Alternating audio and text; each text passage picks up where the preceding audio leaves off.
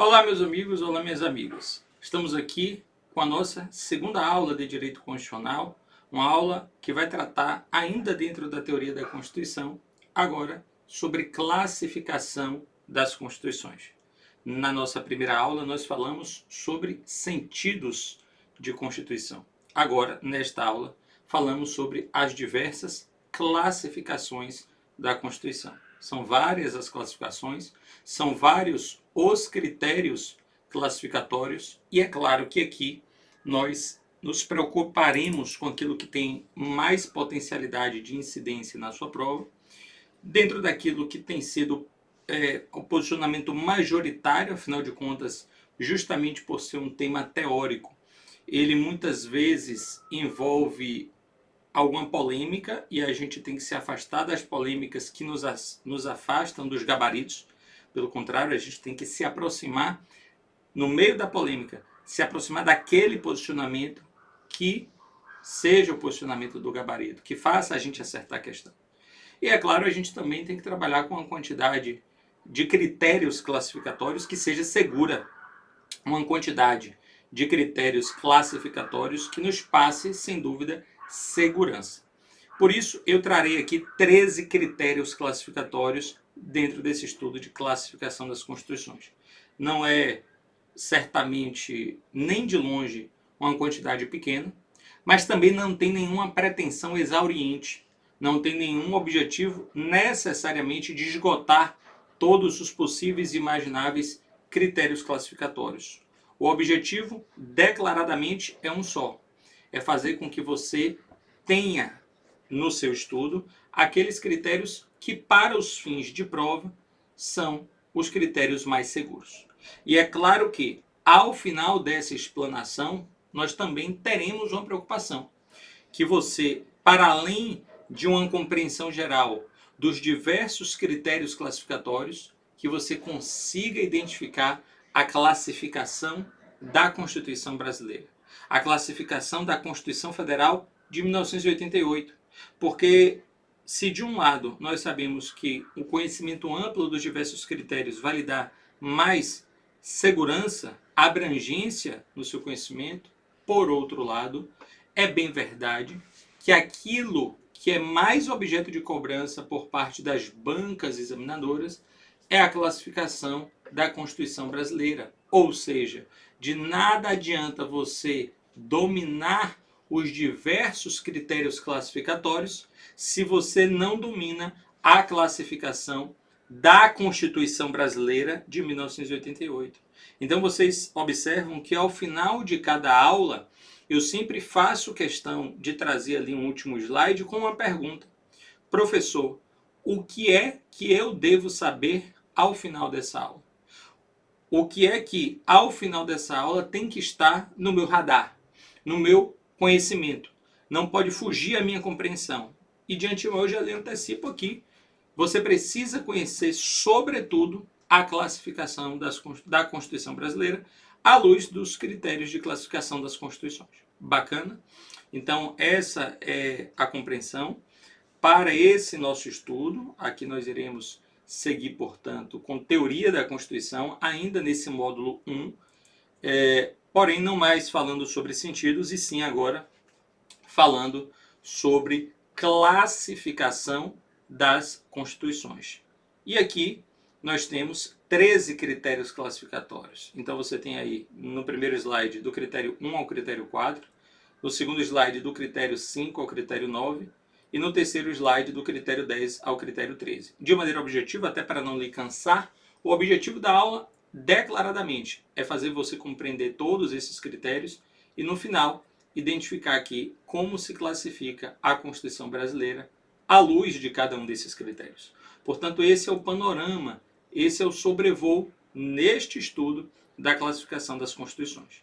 Iniciando aqui, portanto, com o primeiro critério classificatório. Quanto ao conteúdo, e você observa na tela, uma Constituição pode ser considerada formal ou material. Eu repito, quanto ao conteúdo, a Constituição ela pode ser considerada uma Constituição formal ou uma Constituição material. E você poderia me perguntar: beleza, professor, mas antes de falar até mesmo da classificação brasileira, qual é a diferença de uma Constituição formal para uma Constituição material? Bom, a Constituição formal, segundo a doutrina, é aquela Constituição cujas normas estão dispostas formal e solenemente em um documento constitucional.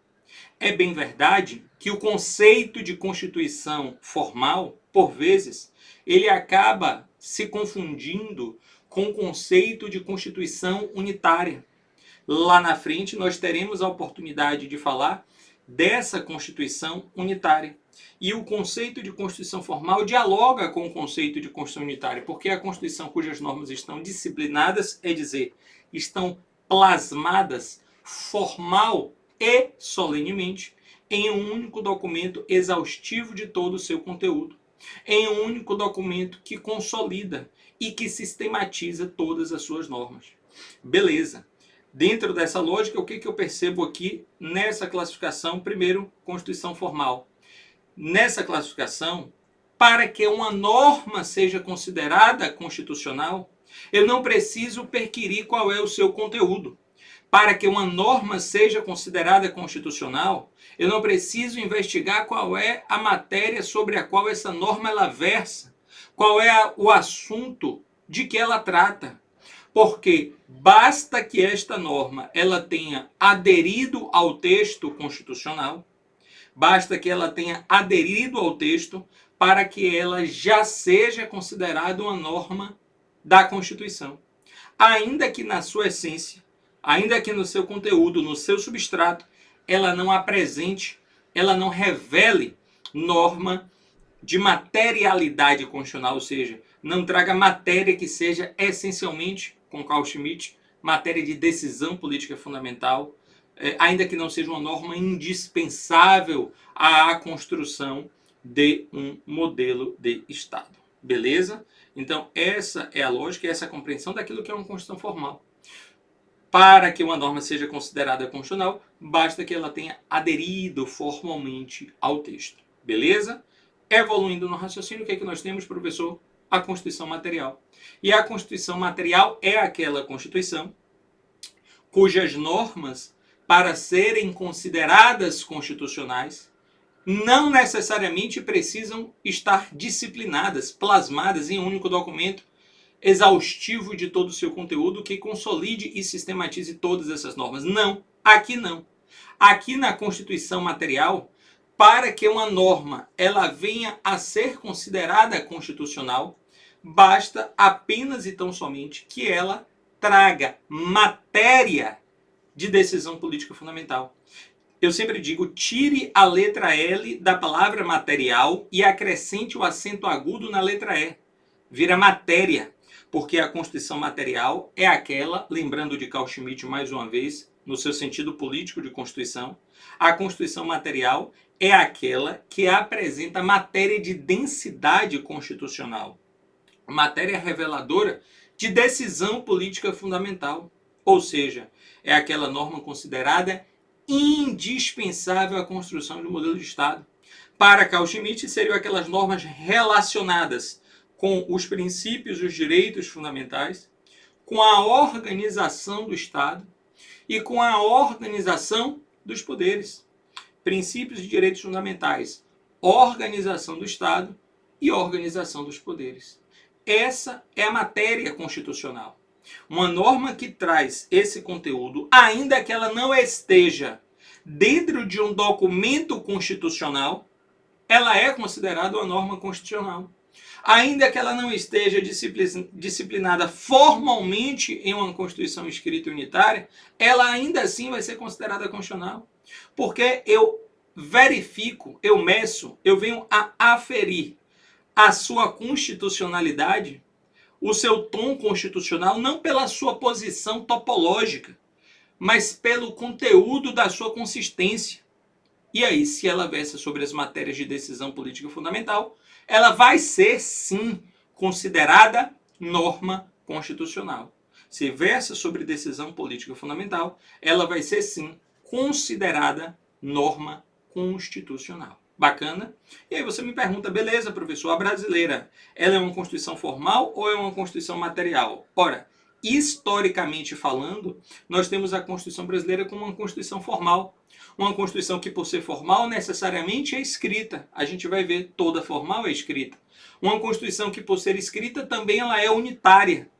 E por isso, as normas, para serem consideradas constitucionais aqui no Brasil, basta que tenham aderido formalmente ao texto, embora não necessariamente versem sobre conteúdo de decisão política fundamental. Um exemplo bastante veiculado e elucidativo, portanto, é o artigo 242, parágrafo 2º do texto maior. Esse dispositivo vai dizer que o Colégio Pedro II, localizado na cidade do Rio de Janeiro, ele será mantido sob a órbita federal. O Colégio Pedro II, localizado na cidade do Rio de Janeiro, ele será mantido sob a órbita federal. Essa norma da Constituição, meus caros, essa norma da Constituição, ela não tem conteúdo de matéria de decisão política fundamental, mas ela aderiu formalmente ao texto de outubro de 88 e por isso mesmo ela é considerada uma norma constitucional. Isso confirma a ideia que, historicamente falando, a Constituição brasileira ela é enxergada, vista, portanto, identificada como uma Constituição que é formal. Agora, é preciso fazer um contraponto. É bem verdade que, sobretudo depois da reforma do Poder Judiciário, com a emenda constitucional 45 de 8 de dezembro de 2004, é bem verdade que a nossa Constituição ela trouxe ali possibilidades de reconhecimento de normas, sobretudo de direitos humanos, que consagram direitos fundamentais constitucionais, mesmo estando fora do texto. Como não lembrar do parágrafo 2º, e especialmente com a emenda 45 de 2004, com o parágrafo 3º. O parágrafo 2º da Constituição já dizia: os direitos e garantias previstos nesta Constituição não excluem outros decorrentes do regime de princípios por ela adotados ou dos tratados internacionais em que a República Federativa do Brasil seja parte. Ora, se os direitos que estão aqui previstos, se os direitos que estão aqui arrolados, eles não são excludentes de outros direitos que decorrem do regime de princípios adotados por essa Constituição ou dos tratados internacionais dos quais o Brasil é parte, é porque o rol aqui não é taxativo. É porque o rol aqui não é um rol exauriente. Ele é um rol meramente exemplificativo. Um rol meramente exemplificativo que não é excludente de outros direitos, que podem sim ser incorporados ao nosso documento constitucional do ponto de vista da matéria, do ponto de vista da substância, material substancial. Então, depois dessa previsão, não raro, parte da doutrina vem dizendo que nesse aspecto de reconhecimento de direitos fundamentais, a Constituição brasileira dá sinais de materialidade. Afinal de contas, se eu tenho matéria de direito humano fundamental, ainda que fora do texto constitucional, aquilo vai ser considerado norma da Constituição. Beleza? Então, essa é a lógica, essa é a ideia. E aí você poderia me perguntar, mas eu marco o que na prova? Depende. Depende da forma como o examinador lhe abordar. Se vê uma questão nua e crua, seca, direta, objetiva, direto ao ponto, a Constituição brasileira é formal ou material? Ela é formal. Historicamente falando, assim tem sido, os gabaritos também assim têm se comportado. Então, se vier só para você marcar numa questão nua e crua, formal ou material, eu marcaria formal. Aqui a gente não tem exercício de futurologia para saber o que vai estar na cabeça do examinador, mas eu, Éden, marcaria formal. Entretanto, uma questão que trouxesse, eu acho que aconteceu aí um efeito inesperado, acho que porque eu fiz um movimento com as mãos e aí apareceu aí uns fogos pirotécnicos que não estavam no script, mas segue o baile. Mas, por outro lado, se nós estivermos diante de uma questão mais elaborada, uma questão mais sofisticada, uma questão que ventile a norma do parágrafo 2º, do artigo 5º e a norma do parágrafo 3º, eu poderei reconhecer a existência de direitos fundamentais constitucionais e, portanto, norma constitucional, mesmo fora do texto documentado na Constituição. Aí, nesse aspecto, elas serão constitucionais do ponto de vista da matéria, do ponto de vista material. Portanto, eu repito, tudo depende da forma como o examinador lhe abordar. Beleza? Tudo jóia? Tudo tranquilo? Bom, esse é o primeiro critério. Classificação das constituições quanto ao conteúdo formal material. Segundo critério, quanto à forma, a Constituição pode ser escrita ou não escrita. O que nós temos? Quanto à forma, escrita ou não escrita. E aqui, meus amigos, a Constituição brasileira, ela é uma Constituição escrita. Afinal de contas, nós sabemos que toda Constituição formal, ela é necessariamente uma Constituição escrita. Toda Constituição formal é escrita. E se a brasileira é formal, por óbvio, ela só pode ser classificada. Se a brasileira é formal, por óbvio, ela somente pode ser identificada como uma Constituição escrita. Porque toda Constituição formal é escrita e a brasileira, sendo formal, é naturalmente uma Constituição escrita. Agora você poderia me perguntar, professor, eu posso dizer que toda Constituição material é uma Constituição não escrita? E a resposta é não. Se por um lado é razoável que você diga que toda Constituição formal é uma Constituição escrita, por outro lado, não é razoável que você diga que toda material é não escrita, porque ao contrário, a material ela pode ser escrita ou não escrita. Então, muita atenção, muito cuidado com essa compreensão. Se, de um lado, toda Constituição formal pode ser identificada como uma Constituição escrita, por outro lado, nem toda Constituição material é não escrita. A Constituição material ela pode ser escrita, mas pode ser não escrita, e aí você precisa ter essa sagacidade, beleza? Mas o que seria a Constituição escrita? É aquilo que eu lhe falei. Ela se confunde com o próprio conceito de Constituição formal e unitária. É aquela Constituição cujas normas, para além de serem escritas, essas normas escritas estão dispostas de maneira unificada, plasmadas, consolidadas, formal e solenemente, em um único documento exauriente, exaustivo de todo o seu conteúdo, que sistematiza todas essas normas. Então não é o fato de ela ter normas escritas, é o fato dessas normas escritas estarem documentadas, agrupadas de maneira unitextual. Isso faz dela uma Constituição escrita. Eu tenho um único documento, que é a Constituição. Aqui, por exemplo, imagine que isso aqui seja a Constituição, é o meu livro de constitucional. Mas você tem aqui um único documento.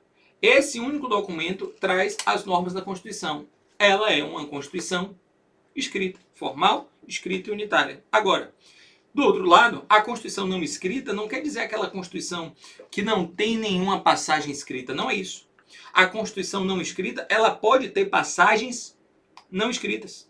Ou melhor, ela pode ter passagens escritas. A diferença é que essas normas escritas não estão o quê? Unificadas. Elas não estão codificadas. Elas não estão plasmadas formal e solenemente em um único documento. Elas são normas esparsas, dispersas, extravagantes, que se espraiam por todo o sistema jurídico. Um exemplo clássico de Constituição formal escrita, você sabe, é a brasileira. Mas se eu pudesse apresentar um exemplo clássico de Constituição material aqui, que nesse caso é uma Constituição não escrita, embora possua passagens escritas, o exemplo de Constituição não escrita é a Constituição inglesa. E veja que ela não é desprovida de documentos escritos. A Constituição não escrita inglesa, ela possui documentos escritos. A diferença, meus caros, é que esses documentos não estão reunidos. A diferença é que esses documentos, eles não estão unificados. Então, quando eu me refiro a uma Constituição não escrita, a exemplo da Constituição inglesa, é que ela é formada por textos escritos, porém textos que estão dispersos, extravagantes, esparsos, como eu tenho a Magna Carta Inglesa de 1215, o Bill of Rights, Petition of Rights, Habeas Corpus Act, dentre outros documentos. E não só, para além desses diplomas constitucionais dispersos, eu tenho os costumes, eu tenho a evolução das tradições, eu tenho a evolução da jurisprudência, e tudo isso no conjunto compõe aquilo que viria a ser a Constituição não escrita, no meu exemplo, a Constituição inglesa. Bacana? Então, joia. A Constituição não escrita, você lembra, não é necessariamente aquela que não tem passagens escritas, mas aquela que pode ter passagens escritas, porém dispersas. Porque se elas estivessem reunidas, unificadas, em torno de um único documento, aí ela seria uma Constituição escrita, portanto unitária. Mas por ela ser dispersa, ela é não escrita, ela é variada. Bacana? Então fica aí um exemplo de Constituição brasileira e Constituição inglesa. Terceiro critério classificatório, quanto à origem. E quanto à origem, uma Constituição pode ser promulgada, outorgada, cesarista ou pactuada. Então você tem aí, quanto à origem, a Constituição pode ser promulgada, outorgada, cesarista e pactuada. Ora, dentro dessa lógica, quando a gente fala em Constituição promulgada, o que seria, professor? A Constituição promulgada, meus caros, é sinônimo de Constituição votada, é sinônimo de Constituição popular, é sinônimo de Constituição democrática. É a Constituição que conta com a participação do povo no seu processo político de elaboração. Nós tivemos na história constitucional brasileira 8 documentos constitucionais. A Constituição Imperial de 1824, a Constituição Republicana de 1891, a Constituição de 1934, a Constituição Polaca de 37, autocrática do governo Vargas, a Constituição de 46, responsável por implementar um processo de redemocratização no Brasil, a Constituição de 67 e 60, olha aí, as dinâmicas aqui da Câmara, você segue o baile, a Constituição de 67 e 69, que restabeleceram um sistema autocrático e ditatorial, até chegarmos na Constituição Democrática novamente de 1988. Então, desse histórico constitucional, você percebe que a Constituição, no histórico das Constituições brasileiras, foram 4 Constituições promulgadas. As democráticas, 1891, a republicana, 1934, 1946 e 1988. Essas Constituições foram promulgadas porque votadas, porque populares, porque democráticas, porque constituições que contam com a participação do povo no seu processo político de elaboração. Do outro lado, você tem a Constituição outorgada, que aparece aí na sua tela. E a Constituição outorgada seria o que, professor? Bom, a Constituição outorgada é a Constituição imposta. É a Constituição chamada de Carta Política. Constituição imposta, Constituição como carta política, é aquela autoritária, autocrática. E nessa nossa história constitucional, as outras 4, se tivemos 8 e 4 foram democráticas, é porque 4 foram outorgadas, é porque 4 foram impostas, é porque 4 foram consideradas cartas políticas. 4 foram outorgadas, impostas e, portanto, consideradas cartas políticas. Quais foram essas 4, professor? 1824, a primeira Constituição Imperial. 1937, a polaca, inspirada na polonesa autocrática do governo Vargas. 1967 e 1969, que na verdade foi uma emenda, a emenda constitucional número 1/69 à Constituição de 67. Só que no contexto da ditadura militar, muito embora tenha se apresentado sob as vestes de emenda, do ponto de vista material e substancial, era uma Constituição escancaradamente outorgada pela junta militar. Escancaradamente outorgada pela junta militar. E justamente por isso seriam exemplos de constituições outorgadas, autocráticas, não constituições promulgadas porque não contaram com a participação do povo no seu processo político de elaboração. Não contaram com a participação popular no seu processo político de elaboração.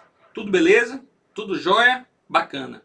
Evoluindo no raciocínio, temos ainda no terceiro critério classificatório, você tem aí Constituição quanto à origem, cesarista e Constituição pactuada.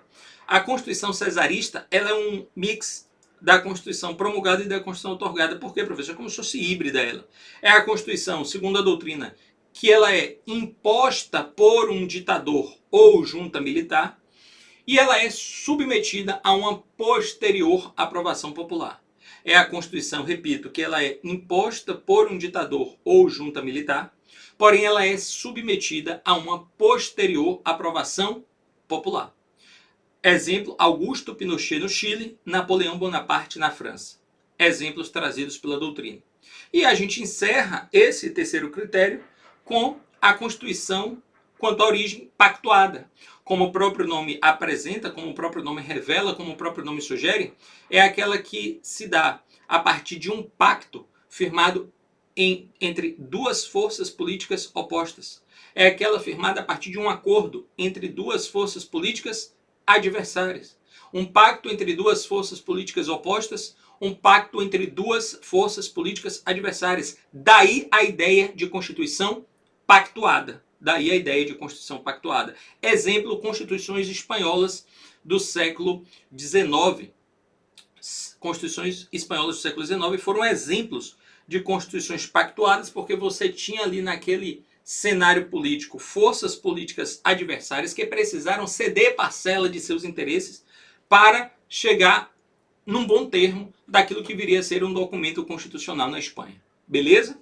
Então, nós temos aí quanto à origem, a brasileira promulgada, porque é sinônimo de Constituição votada, popular, de Constituição que conta com a participação do povo no seu processo político de elaboração, bacana, mas não apenas. Nós temos ainda a Constituição outorgada, que foram as ditatoriais, exemplo das brasileiras ditatoriais, a cesarista, Augusto Pinochet no Chile e Napoleão Bonaparte na França, e pactuada, exemplo de constituições espanholas.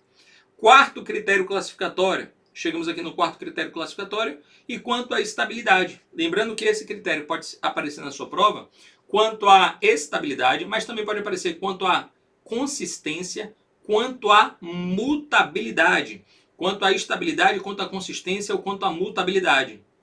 A Constituição, quanto a esse critério, pode ser classificada, e você observa comigo na tela, em imutável, fixa, rígida, semirrígida, flexível e superrígida. Eu repito, imutável, fixa, rígida, semirrígida, flexível ou até superrígida. Bom, primeiro, imutável, fadada a um insucesso. As últimas de que se tem notícia,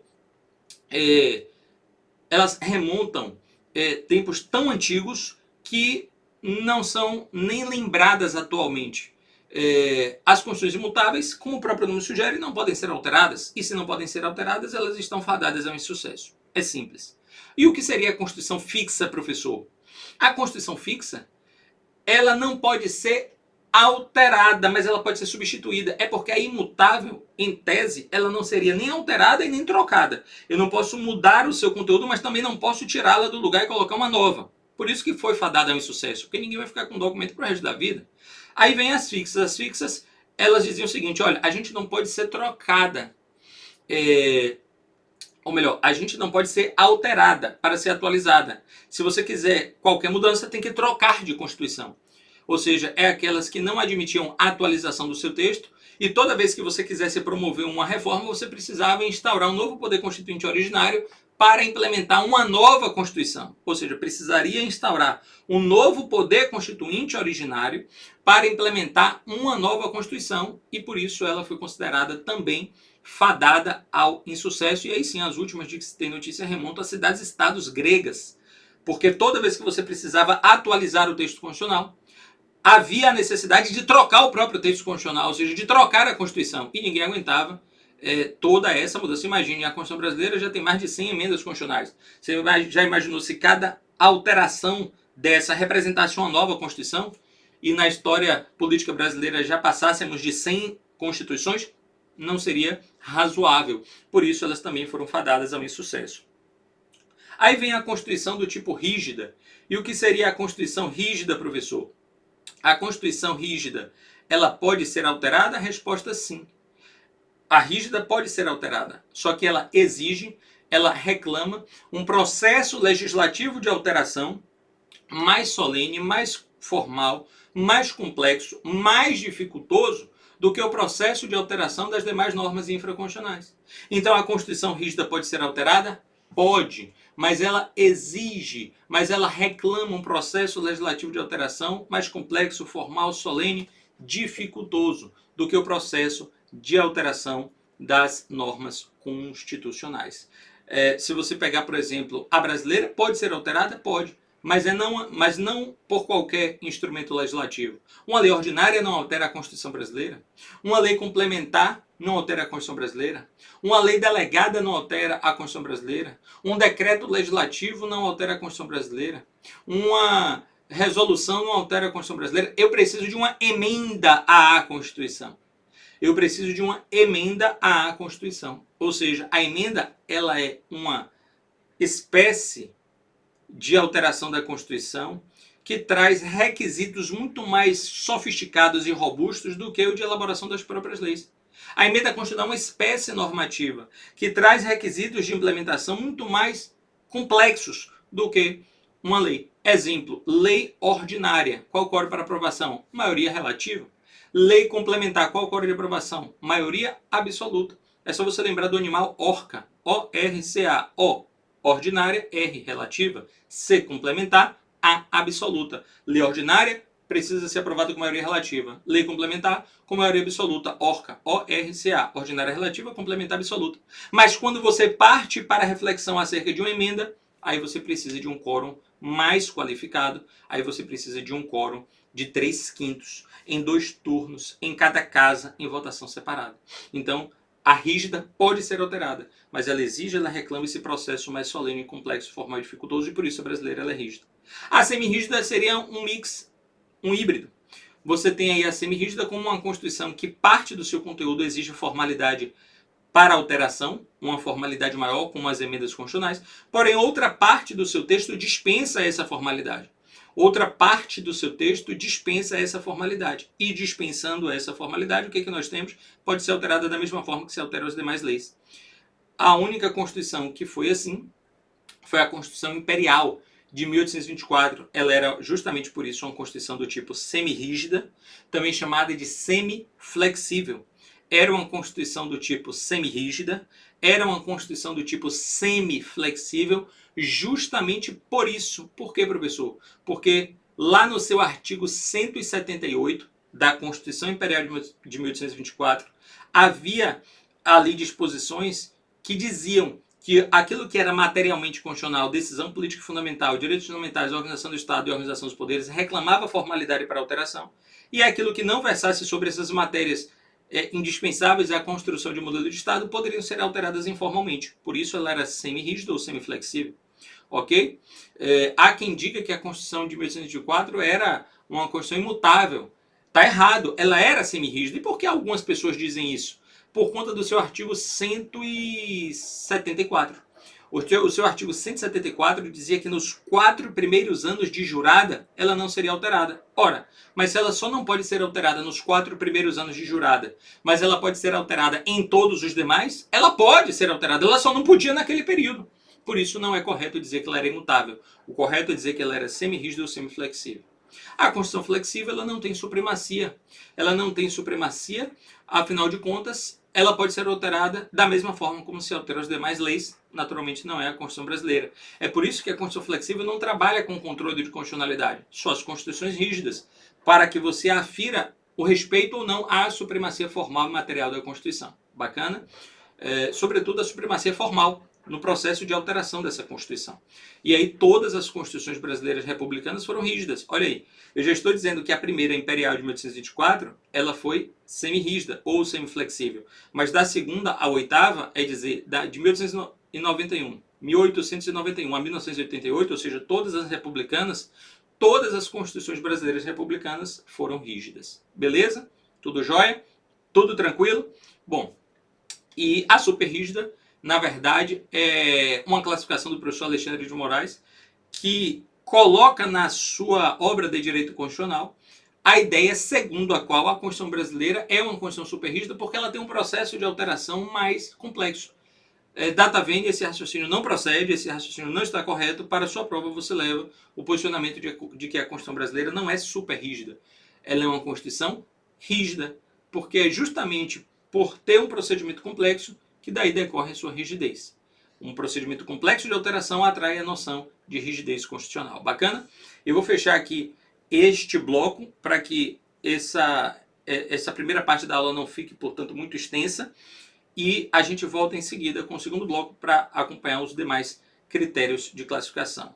É rapidinho, a gente volta já já.